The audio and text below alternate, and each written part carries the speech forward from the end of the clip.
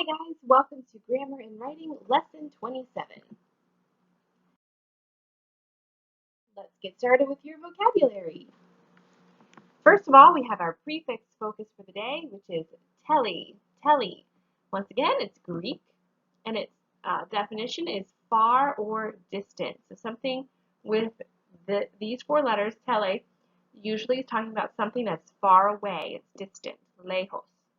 So for example, telegraph. The telegraph is a system for transmitting messages to far places.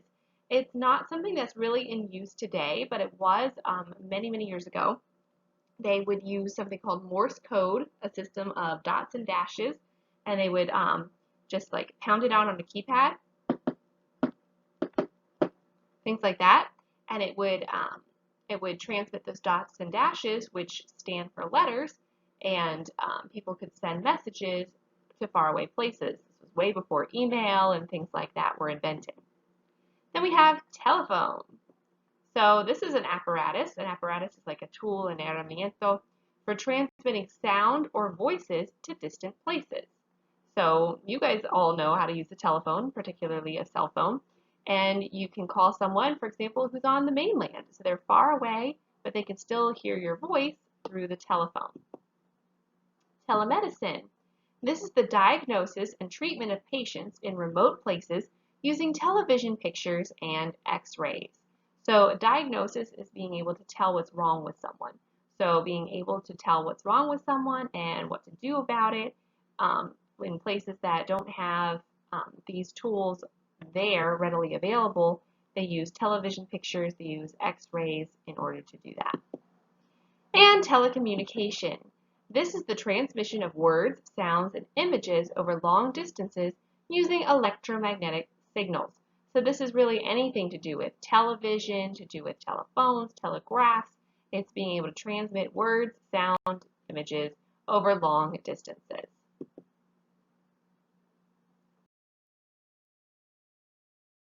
Okay, let's practice. Fill in the blank with the correct vocabulary word. Sentence 1. Because she loved learning about how television works, she decided to study blank in the university. Which one of our vocabulary words would tell us about television? Number 2, the Greek prefix blank means far or distant. Number 3, a person just has to pick up the blank to hear the voice of a distant friend. And number 4, originally blank operators used Morse code to send and receive messages. Pause your video in order to finish this exercise if you have not done it so.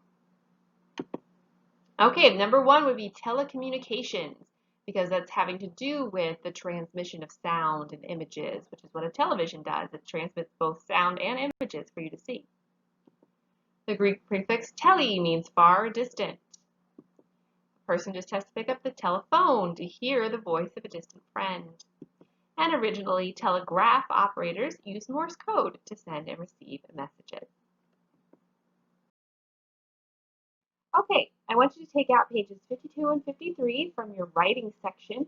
We are talking about preparing to write a personal narrative. I told you guys that it would be your turn, so here it is. Narrative writing often tells a story or relates a series of events. In a personal narrative, the writer tells a story about a significant personal experience or event. We've been talking about this for a little while now. So personal narrative, that's a story, that's something that is significant or important to you in your life. In this lesson, you will prepare to write a personal narrative in which you will share your feelings about how an experience affected you or taught you something. Your first-person account might include action, suspense, dialogue, and vivid description. So those are all things that you could include. You don't need all of those things, but you should at least have some of those things in your account, or else it's going to be very boring to read.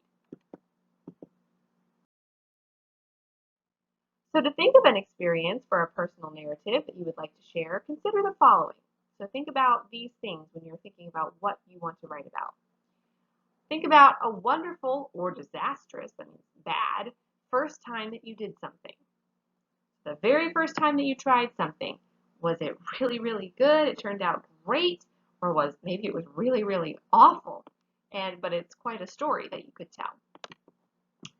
How about a memorable struggle or hardship that you experienced? So some difficulty in your life that you went through and overcame. A turning point in your life. So some point where everything changed in your life. An interesting, exciting, humorous, or moving event in your life. Something that was very interesting that happened to you, something very exciting, something very funny, or something that made you very emotional. How about an unusual or once-in-a-lifetime experience, such as touring a distant country? That means like going to France or something like that. Meeting a famous person, or making an amazing discovery. Now these need to be real experiences, not something from your imagination. So reading through the daily journals that you have written might give you additional ideas. This would be if you have written in a journal. Some of you might keep a diary or something like that. So you might find something in there that you have maybe momentarily forgotten, but might think, oh, that would be something cool to write about. If you don't keep a diary, no problem. Just sit down and think about it. This next slide will help you as you think about it. Brainstorming, getting ideas. So on a piece of scratch paper, that just means like scrap paper, not necessarily paper you would turn in as for your homework, quickly write every experience that comes to your mind. When you have finished, select the one that you think is most interesting and write it on another piece of paper. So you will be doing this for homework. Take out a piece of paper, just any old piece of paper, write down every experience that comes to your mind within 2 minutes, okay? Give yourself a time limit. This does not have to be in English. When you're brainstorming, you can brainstorm in Spanish because that's the way that your thoughts are going to flow out the most smoothly. And that's what brainstorming is, just letting your thoughts get onto paper. So you can brainstorm in Spanish. After selecting the experience you plan to write about in your personal narrative, begin brainstorming in order to recall details or emotions about this experience. Remember the emotion box that you did? You want to do kind of the same idea. List all words and phrases that come to mind. What do you smell, taste, feel? Without concern for spelling or grammar, write everything that occurs to you. So, woohoo! You don't have to worry about whether or not you're spelling something right. Write everything that occurs to you. And again, this can be in Spanish. Just write everything down.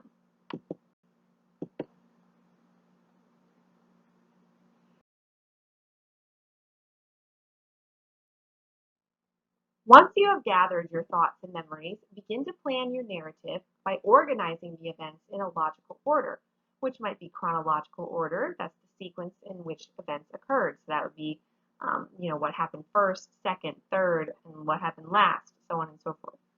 So you want to organize your events in a logical order. So put everything that happened in an order that makes sense. Maybe it's something that an order of importance. This was the most important thing, this was second. That might be your logical order. So whatever would be the most logical order, that's what you need to put in here. Okay, so this is just an example. For example, first, my brother and I went hiking in Dark Canyon. Now there's more to the sentences. This is not all of it. Then the next detail would be we wandered off the main trail and ... more happened.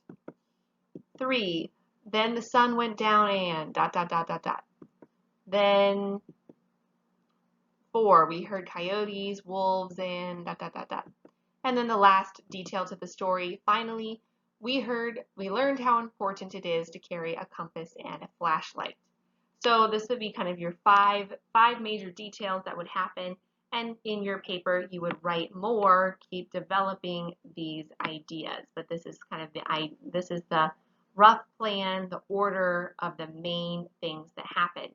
You don't need to have exactly 5, but you should have no less than 4.